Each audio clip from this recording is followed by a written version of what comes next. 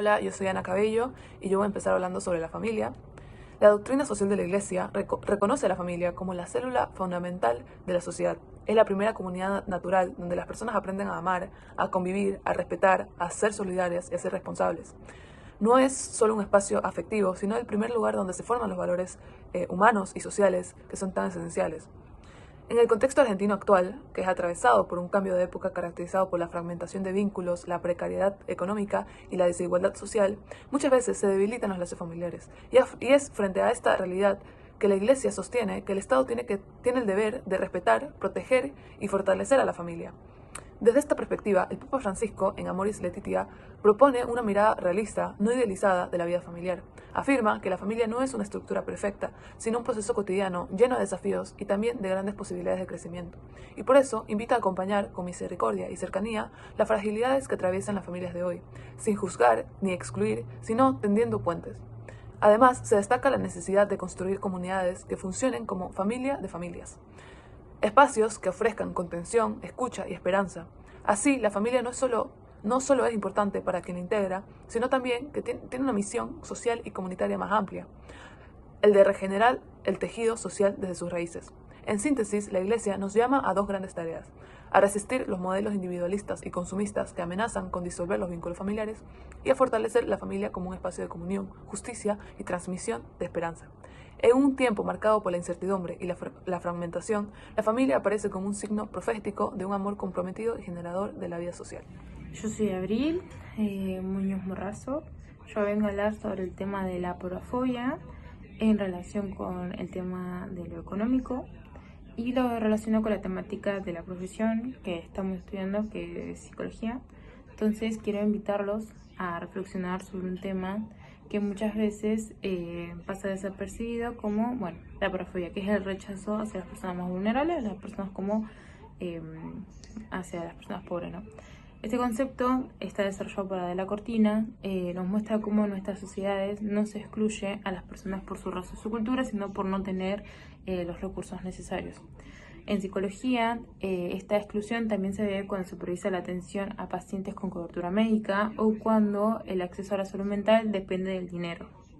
Eh, Acceder a tratamientos como de calidad normalmente suelen salir más costosos, entonces muchas personas no tienen la capacidad para acceder a los mismos y está normalizado una práctica injusta para estas personas. Esto es parte de una desigualdad estructural en América Latina. Menos del 1% del presupuesto en salud es destinada a salud mental y a los medicamentos, y quien más lo necesita suelen quedar afuera de esto. Frente a esto, la ética cristiana, con su opción preferencial por los pobres, y la psicología humanista, con su propuesta de empatía y aceptación, nos invitan a una mirada más distinta, a una mirada más holística, más integral, que supera la porafobia e implica transformar nuestras prácticas, nuestras instituciones y también nuestras motivaciones como profesionales. También es importante para la práctica psicológica que no puede seguir sirviendo solo a quienes puedan pagar, sino también tener que estar al servicio de la dignidad humana siempre. Muchas gracias. Mi nombre es Agustina Álvarez y voy a hablar sobre el tema política. Hoy en día, la política suele asociarse con la corrupción y el interés individual, pero no debemos olvidar que su verdadero sentido es organizar la vida en común y construir justicia. Francisco advierte que una política que se entiende de los pobres no puede alcanzar el bien común. Señala que existe un paternalismo político que priva al ser humano de su dignidad, su historia y su cultura. Destaca la importancia de fortalecer los vínculos y que cada persona pueda vivir con dignidad y desarrollar sus virtudes personales y sociales. Desde esta perspectiva, la Iglesia sostiene que no se puede pensar en la justicia social sin reconocer la cultura del pueblo, que es la fuente de su dignidad. Siguiendo esta línea, en Fratelli Tutti se afirma que la mejor política es la que nace del pueblo, garantiza condiciones de vida digna, respeta las culturas y los vínculos, porque ser parte de un pueblo es tener su propia identidad, una historia y un proyecto colectivo que debe estar al servicio del bien común y no de intereses personales. La doctrina social señala que la comunidad política y la sociedad civil son interdependientes, pero no son iguales en la jerarquía de sus fines. Una auténtica democracia es respetar las reglas y aceptar los derechos. Si se pierden, se debilita la democracia y da paso a un totalitarismo en el que el líder actúa solo por intereses propios. Francisco, en su discurso ante la ONU, explicó que la democracia debe ser un compromiso con la justicia y la dignidad humana, ser inclusiva y trabajar para erradicar la pobreza y las desigualdades. El Papa Francisco y la doctrina social expresan que la política necesita un guía que responda ante el pueblo, busque soluciones y ejerza el poder con espíritu de servicio, orientado al bien común. Esto se vincula con la Biblia, donde nos dice que las autoridades son instrumentos de Dios para hacer el bien y hacer justicia. Si no obran de acuerdo a las leyes, atraerán la condenación. En conclusión, tanto la Iglesia como la política deben trabajar juntas para crear una cultura del diálogo basada en la dignidad humana, la ética, la solidaridad y el bien común. A lo largo de la historia, la Iglesia interactuó con distintos modelos políticos, teniendo una visión del ser humano como sujeto autónomo y abierto a la Mi nombre trascendencia. es Valeria Pérez, voy a desarrollar el tema de medio ambiente y paz. Hablar sobre estos dos temas es reconocer desafíos actuales que estamos atravesando hoy en día como sociedad, en relación a cómo cada vez más lamentablemente se observan noticias sobre el avance del cambio climático, las guerras, la desigualdad y la violencia. En Laudato Si y Laudato Deum, Francisco señaló que muchas de estas crisis actuales que estamos atravesando tienen una profunda relación con un modelo de desarrollo que prioriza el beneficio económico sobre la vida misma del ser humano y el bien común. Es así que a través de esta frase de todo está conectado y nadie se salva solo, se señala que existe una interrelación entre diversas temáticas, pero particularmente desde el medio ambiente y la paz, como a través de la cultura del descarte se potencia la contaminación y también la pobreza, la marginación, la exclusión y el desarrollo de conflictos. Entendemos que cuidar del medio ambiente es también una forma de promover la paz, porque desde la Biblia se nos enseña que tanto la naturaleza como la paz es un don brindado por Dios a la humanidad, donde el hombre está llamado a proteger, cuidar, desarrollar, contemplar la naturaleza, reconociéndonos como parte de ella y no como dueños de la tierra, sino que es Dios el único dueño y propietario de la tierra. Sin embargo, cuando se genera un quiebre en esta relación entre Dios, hombre y creación, es que se termina generando conflictos, violencia y guerra. La guerra es el fracaso de la paz y desde la Iglesia se plantea que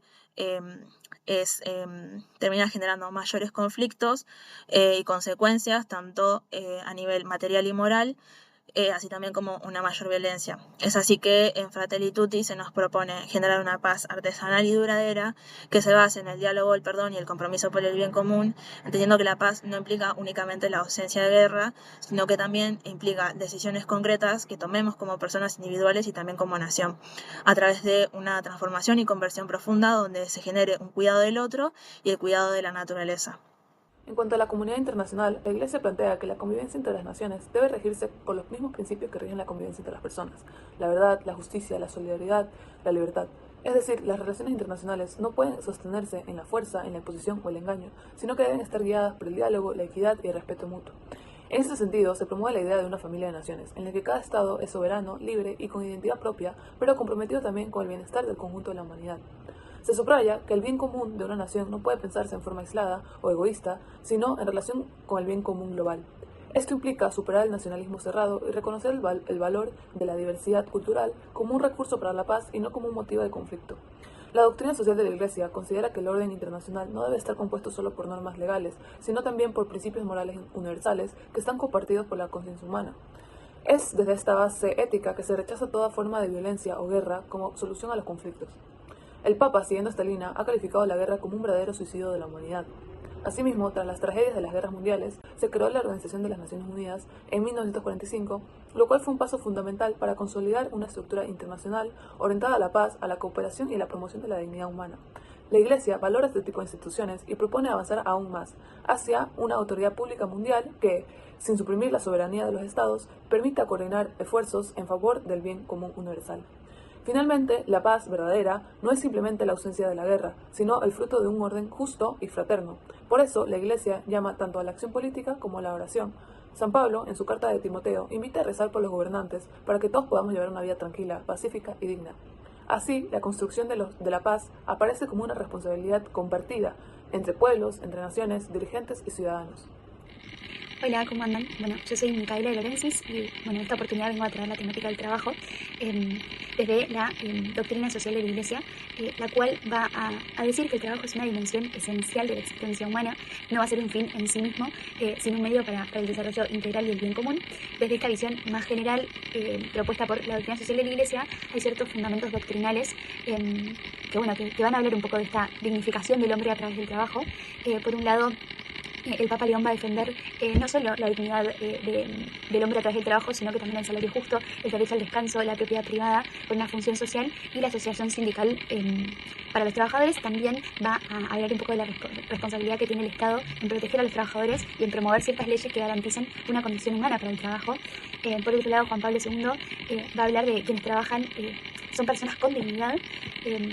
Bueno, en tercer lugar, Benedicto XVI, en Caritas in Veritate, va a hablar un poco esto de que el trabajo debe estar al servicio del desarrollo humano más integral. Y por último, el Papa Francisco, en Laudato Si y en Fratelli Tutti, va a hablar o va a retomar esta idea de que tiene que haber una conexión entre el trabajo, la dignidad humana y el cuidado del ambiente, y va a denunciar la obsesión constante por reducir estos costos laborales que generan exclusión, y va a promover una economía que integre y reconozca la creatividad de cada persona y obviamente promueva el encuentro. Bueno, esto desde los fundamentos doctrinales, con esta primera idea sobre la dignificación del hombre o de la persona en el ámbito del trabajo, ¿no? Desde la cátedra nos propusieron también hablar un poco de los sindicatos, de qué rol tienen los sindicatos en el trabajo, y bueno, y cuál es la postura de la Iglesia frente a ellos. Y bueno, lo que agregamos, esto no está en el trabajo escrito, pero lo que agregamos es que los sindicatos son vistos por la Iglesia como instrumentos legítimos y necesarios para defender los derechos de los trabajadores, pero no de cualquier forma, ¿no? Los sindicatos son agentes de la justicia social y el diálogo, deben buscar el bien común y actuar con responsabilidad, y bueno, y adaptarse a los desafíos, ¿no? También nos pareció importante darle una dimensión espiritual al trabajo, y para eso traemos y mencionamos, traemos en referencia a los padres de la Iglesia y a la Hora et Labora de los benedictinos, que sintetizan un poco esta unión entre la espiritualidad y el trabajo, ¿no? El trabajo como camino de santificación y no solo de una cuestión para subsistir o de subsistencia. Bueno, por último, me parecía muy interesante hablar de los desafíos actuales del trabajo. Acá hacemos mención a 2 videos vistos en clase, y bueno, los principales desafíos que tiene el trabajo en la actualidad son los avances de la inteligencia artificial y la automatización. Bueno, muchísimas gracias.